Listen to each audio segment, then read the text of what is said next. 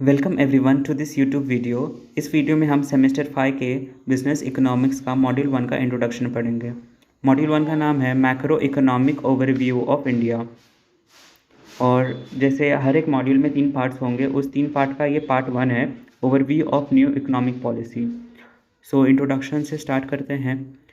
New economic policy was launched in the year 1991 under the leadership of PV Narasimha Rao. 1991 के time पर PV Narasimha Rao ये prime minister थे और ये न्यू इकोनॉमिक पॉलिसी उन्हीं की लीडरशिप में इम्प्लीमेंट किया गया था। This policy open the door of the Indian economy for the global exposure for the first time. इस न्यू इकोनॉमिक पॉलिसी के पहले इंडियन इकोनॉमी एक क्लोज्ड इकोनॉमी थी, यानी वो एक्सपोर्ट और इंपोर्ट नहीं करती थी, दूसरे देशों से उसका ट्रांजैक्शन नहीं होता था। तो इस पॉलिसी ने इंडियन इकोनॉमी के दरवाजे खोल दिए कि वो एक्सपोर्ट और इंपोर्ट कर सके और वर्ल्ड इकोनॉमी के साथ इंटीग्रेट हो सके। In this new economic policy, PV Narasimha Rao government opened reserve sector for the private players, devalued the Indian currency to increase the export. इस इकोनॉमिक पॉलिसी में पीवी नरसिम्हा राव जी की सरकार ने क्या किया कि जो सेक्टर्स रिजर्व थे पब्लिक सेक्टर्स के लिए, उनको भी परमिशन दिया कि प्राइवेट प्लेयर्स उसके अंदर आ सकते हैं। Devalued the Indian currency to increase the export.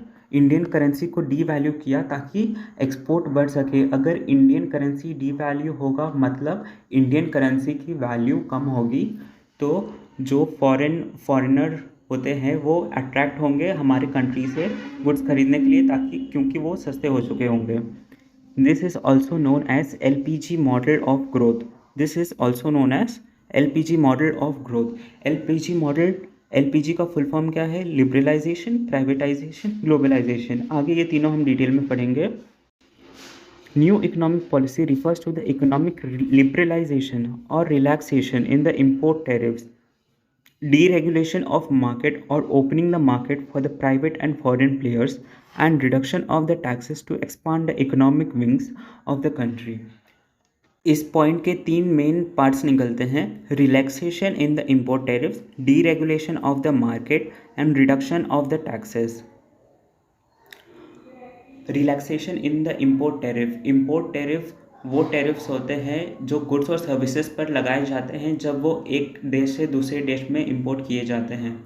जब इन टैरिफ्स को कम किया जाता है या उन्हें रिलैक्स किया जाता है तो ये इंपोर्ट को बढ़ावा देते हैं, क्योंकि अब गुड्स और सर्विसेज दूसरे देश से इंपोर्ट करना सस्ता हो गया होगा। डीरेगुलेशन ऑफ मार्केट और opening of the market for the private and the foreign players, मतलब वही हमने ऊपर पढ़ा था, सेम पॉइंट रिपीट हुआ है, उसी तरह सिमिलर है कि जो सेक्टर्स पब्लिक सेक्टर्स के लिए रिजर्व थे उनको भी फॉरेन प्लेयर्स को एंट्री करने दिया। Reduction in the taxes to expand the economic wings of the country. Taxes को रिड्यूस किया गया ताकि इंपोर्ट और एक्सपोर्ट बढ़ सके और ओवरऑल इकोनॉमी को ग्रो करने में हेल्प कर सके। नेक्स्ट हम पढ़ते हैं main objectives of new economic policy 1991। Main objectives क्या थे इस न्यू इकोनॉमिक पॉलिसी को इम्प्लीमेंट करने का, इसके पीछे क्या रैशनल था, क्यों किया गया था, वो ये फॉलोइंग पॉइंट्स में हम पढ़ेंगे। The main objective was to immerse the Indian economy into the world of globalization and shift its focus on the market orientation। इस न्यू इकोनॉमिक पॉलिसी का मेन ऑब्जेक्टिव था कि वो इंडियन इकोनॉमी को world economy से integrate कर सके और उसका फोकस कर सके मार्केट ओरिएंटेशन पर। मार्केट ओरिएंटेशन यानी मार्केट को ग्रो करने में फोकस करें। The new economic policy wanted to bring down the rate of inflation। Inflation क्या होता है ये तो पता होगा, इन्फ्लेशन यानी महंगाई। Inflation means the rise in the general price level of all the goods and services. तो न्यू इकोनॉमिक पॉलिसी में ये भी एम था कि न्यू इकोनॉमिक पॉलिसी का ये भी एम था कि इन्फ्लेशन रेट को कम किया जाए। It intended to move towards higher economic growth rate and to build sufficient foreign exchange reserve. Company के जो फॉरेन एक्सचेंज रिजर्व थे उसको बढ़ाने के लिए इस न्यू इकोनॉमिक पॉलिसी को इम्प्लीमेंट किया गया था। और ये कैसे बढ़ेंगे फॉरेन एक्सचेंज रिजर्व? जब एक्सपोर्ट बढ़ेगा तो फॉरेन एक्सचेंज आएगा हमारे देश में, तो फॉरेन एक्सचेंज रिजर्व बढ़ेंगे, simple point. It wanted to achieve economic stabilization and to convert the economy into a market economy by removing all the kinds of unnecessary restriction.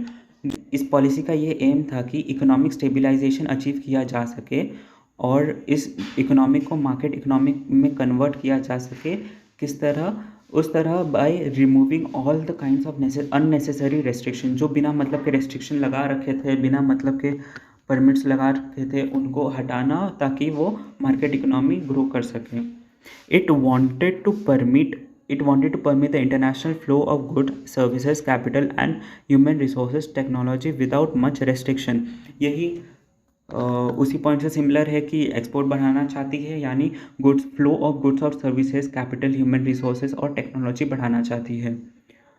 It wanted to increase the participation of private players in all the sectors of the economy by reducing the number of sectors reserved for the government। ये point हमने ऊपर भी पढ़ा था कि कुछ sectors ऐसे थे जो रिजर्व थे पब्लिक सेक्टर के लिए, बट उन्हें भी अलाउ किया गया, प्राइवेट प्लेयर्स को भी अलाउ किया गया कि उन सेक्टर्स में काम कर सकें। नेक्स्ट पार्ट में हम पढ़ेंगे liberalisation, privatisation, globalisation. So thank you, I hope ये समझ में आया होगा। कमेंट ज़रूर करना।